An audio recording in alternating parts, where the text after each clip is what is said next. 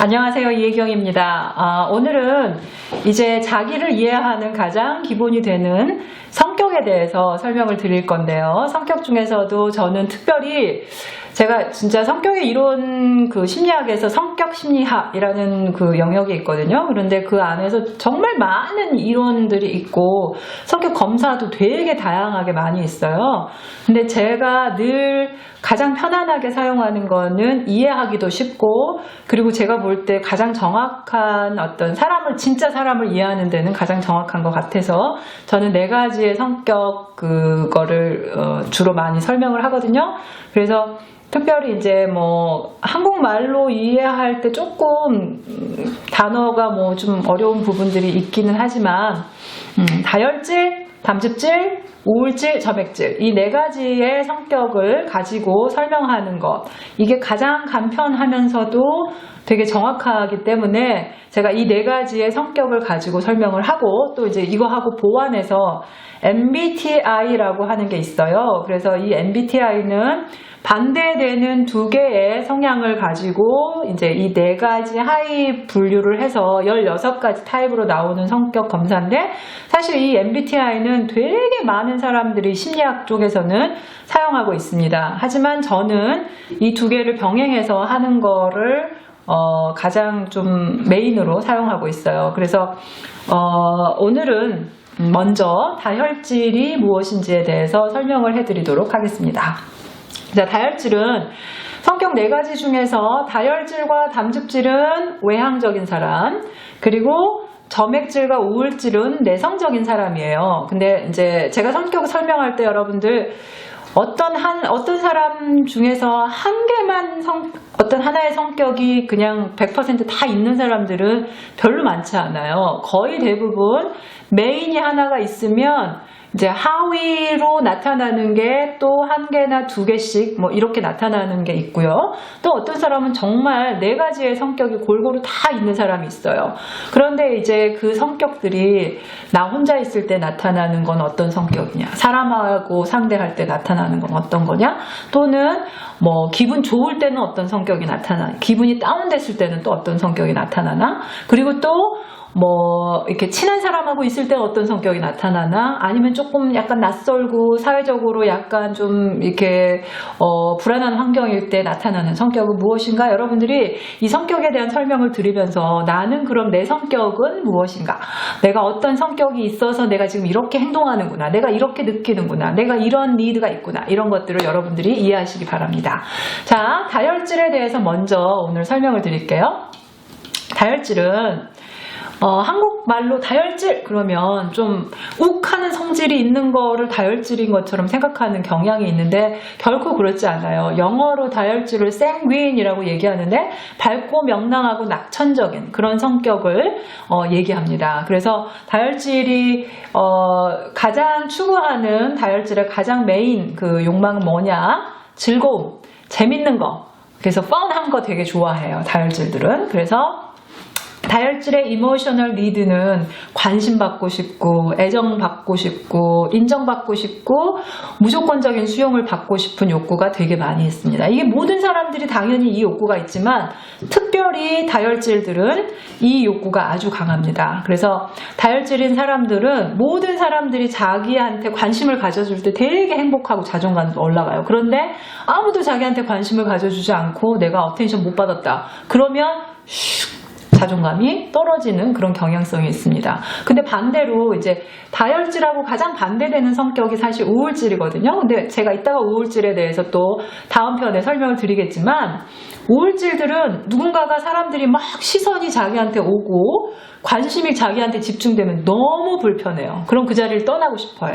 그 정도로 우울질들하고 다혈질은 아주 반대가 되는 그런 성격입니다. 근데 여러분들 제가 성격 설명할 때 그러면 무슨 성격이 좋은 거예요? 이런 거 없어요. 그냥 성격은 타고난 특징일 뿐이고 자기의 장점을 최대한 발휘하고 단점은 최대한 약화시키는 게 우리가 이 성격을 이해하는 것의 목적이 됩니다.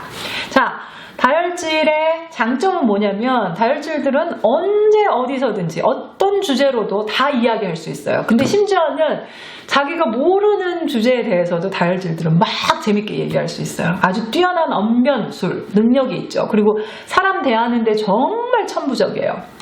그리고 감정이 되게 풍부하고 낙천적이에요. 그래서 막 감정도 막 풍성하게 느끼고 기분에 따라서 그냥 자기가 기분 좋으면 막 뭐든지 할 수 있을 것 같고 기분 나쁘면 그냥 완전히 세상이 망하는 것 같은 그런 느낌이 들 정도로 다혈질은 감정적으로 아주 풍부합니다.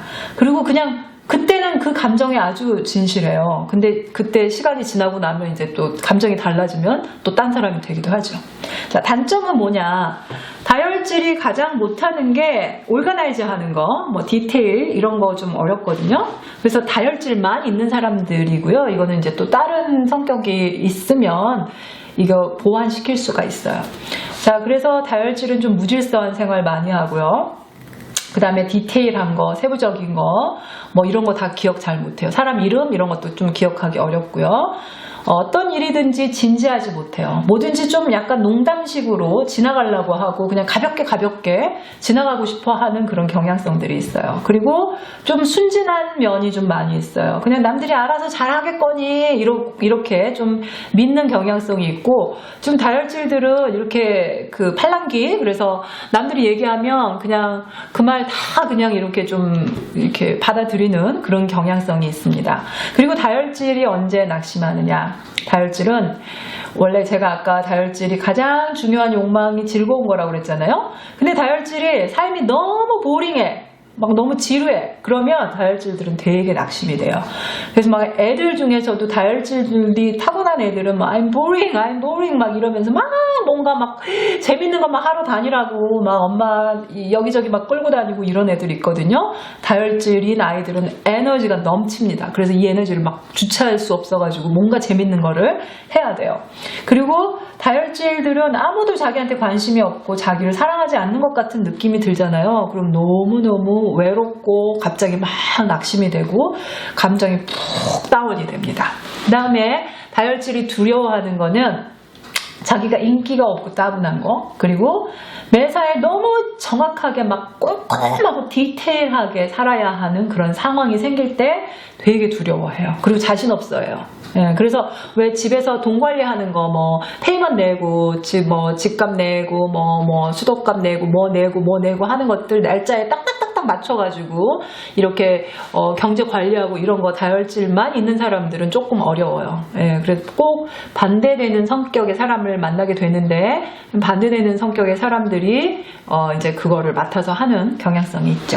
자, 다혈질들이 좋아하는 사람은 자기 말을 잘 들어주는 사람 너무나 좋아해요. 그렇게 막 같이 웃어주고 박수도 쳐주고 막 재밌다고 얘기해주고 반응 보여주고 칭찬해주고 인정해주는 그런 사람을 아주 좋아합니다.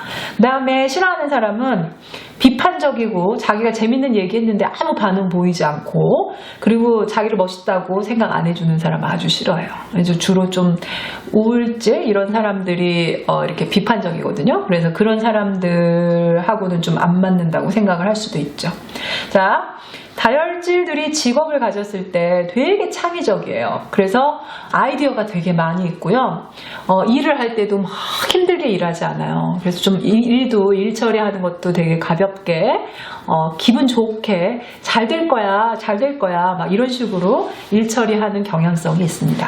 그리고 함께 일하는 사람들을 다혈질들은 되게 재밌게 만들어주고요. 되게 이렇게 분위기 메이커 이렇게 다혈질이 있으면 갑자기 분위기가 에너지가 확 살아나면서 막 화기애애하고 막 기뻐지고 거기에 막 에너제틱해지는 그런 현상들이 나타나게 만드는 그런 아주 놀라운 재주가 있습니다. 다혈질들은. 그 다음에 다혈질이 개선되어야 될 점은 무엇이냐? 생활의 질서를 유지할 것, 그리고 너무 많은 말을 하지 말 것, 그리고 시계 보는 방법을 습득할 것.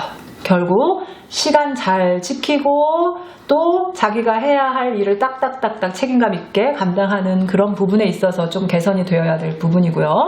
다혈질들은 주로 좀 완벽주의를 가진 사람들 그리고 약간 진지해 보이고 뭔가 깊이 있어 보이고 뭔가 저 속에 뭔가 많이 있을 것처럼 보이는 그런 우울질 성격의 사람들을 되게 매력적으로 생각하는 경향성이 있습니다. 왜냐하면 자기가 없는 부분이기 때문에 그게 되게 멋있어 보이기도 해요.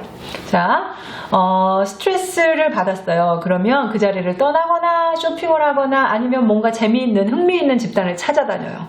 그리고 변명하고 남 탓하는 거, 다혈질인 사람들은 정말 거의 트레이드 마크처럼 어떤 일이 생기면 항상 변명거리를 찾아요. 그거 내가 아니고 네가 이래서 이런 거고, 아 이건 이럴 수밖에 없었고, 막 이런 변명을 하는 경향성이 되게 많이 있어요. 그래서 이게 이제 이런 부분에 있어서는 인격적인 성숙함, 이런 것들이 우리가 같이 병행이 되어야 하겠죠. 다혈질인 사람들 중에서 아직도 어른임에도 불구하고 자기가 계속 변명하는 모습이 있다. 그러면 나의 미숙함이다. 내가 이제 더 이상 변명하지 말고 내가 잘못한 거는 내 잘못으로 인정해야겠다라고 생각하는 거 필요합니다.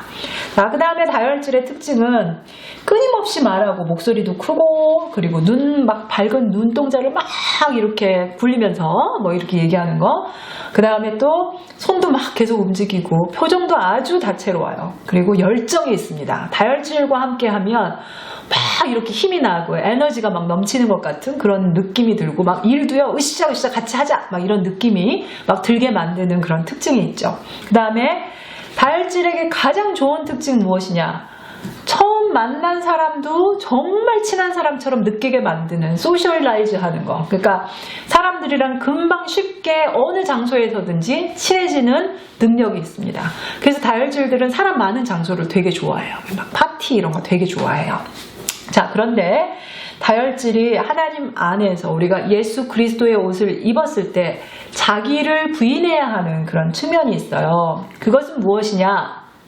다혈질은 뭐든지 좀 너무 쾌락적인 거, 재미 이런 거를 추구하는 경향성이 많거든요.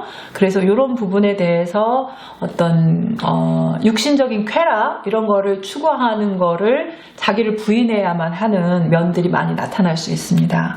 그 다음 남에게 과도하게 관심받고 싶고 인정받고 싶고 사랑받고 싶어하는 그런 욕구가 너무 커서 하나님한테 사랑받고 인정받기보다는 사람한테 관심받고 인정받고 싶어서 막 밖에 나가서 가족들한테 인정 못 받으니까 막 교회에서든지 어떤 직장에서든지 다른 사람들한테 막 온 열정을 쏟아서 인정받으려고 애쓰는 그런 노력을 하는 경향성이 있어요. 정말 이 식구들은 너무 또 힘들어요. 그리고 본인도 인정 못 받으면 또 괴롭거든요. 자기 자신을 봐야 돼요. 그리고 그런 인정받고 싶은 욕구, 막 남한테 사랑받고 싶은 욕구, 이런 것들을 하나님 안에서 예수님의 옷을 입고 자기를 부인해야 되는 그런 부분입니다. 그 다음에 또 무질서한 거, 이거는 정말 열심히 훈련을 해야 될 필요가 있죠. 그리고 또 어떤 얘기를 할 때 막 과장해서 하는 거, 한 개인데 막 10개라고 자기는 그렇게 느껴지는 거예요. 감정이 풍부하기 때문에 막 과장되게 느껴져요. 근데 남들이 보면, 특히 남들 중에서 우울질 성격이 있는 사람들은 우울질은 10개도 1개로 줄여서 얘기하는 사람들인데, 자기가 그렇기 때문에 이 사람이 과장하는 걸 처음에 몰랐어요. 그런데 나중에 아니 어떻게 이거를 그렇게 얘기하지를 알게 되면 되게 한심하게 생각하는 그런 경향성이 있습니다. 그 다음 뭐든지 너무 가볍게 생각하는 것들을 부인해야 돼요. 그래서 진지해야 될 때는 진지해지는 거, 이것들이 다혈질이 자기를 부인해야 될 측면이고요. 또 남 탓하는 거, 그래서 남 탓이 나오려고 할 때 자기 자신한테 방향을 돌리는 거, 그래서 자기를 잘 좀 이렇게 셀프 리플렉트 하는 거, 자신을 돌아보는 거, 자신을 살피는 거, 이런 부분들이 다혈질한테는 되게 많이 필요합니다. 그 다음 말 많이 하는 거, 그래서 말 많이 하는 거, 말에 대해서 왜 잠언에도 되게 많이 나와 있고 성경의 말에 대한 그런 구절들 열심히 묵상하십시오. 그래서 말을 절제하는 거, 자기 혀를 절제하는 거, 그래서 좀 듣는 자가 될 수 있도록 노력하고, 다혈질들 제가 만나서 얘기해보면 말이 많은 이유들이 대부분 뭐냐면 처음부터 끝까지 디테일한 거 다 자기가 왜 그랬는지서부터 시작해서 하나하나를 막 설명을 해야 준다고 생각해요. 근데 사실 그럴 필요 없어요. 다 사람들이 그냥 알아들어요. 그러니까 핵심만 요약해서 말씀하시면 보통 사람들의 반 정도라고 이제 생각하시고, 제가 이제 다혈질인 분들한테 하고 싶은 말의 반만 해라 이렇게 얘기하거든요. 그러면 보통 사람처럼 말할 수 있어요. 그 다음에 자기중심적인 생각이나 행동.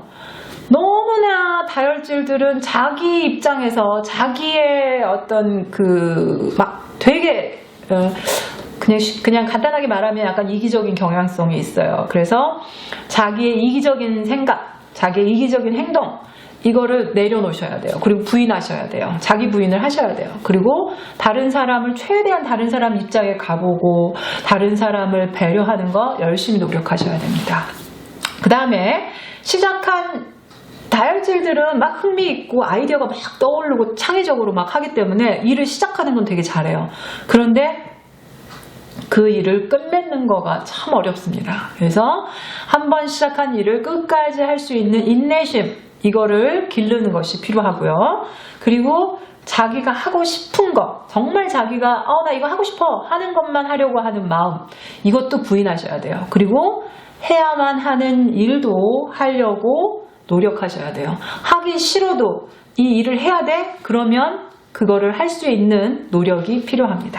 네, 다혈질 좋은 면들도 되게 많이 있어요. 좋은 친구가 될 수 있고, 정말 교회에서 다혈질이 없으면 막 분위기 팍 다운될 수 있고, 막 이렇게 관계에서는 다혈질 너무 좋거든요. 하지만 또 다혈질 나름대로 어떤 단점이 있다라는 부분을 여러분들이 충분히 인식하고 그 단점은 최소화하고 장점을 극대화시킬 수 있어서 하나님이 원래 주신 그 성격을 여러분들이 마음껏 인정하고 그 빛을 발휘하시기를 바랍니다. 오늘은 다혈질에 대해서 알아보았습니다. 감사합니다.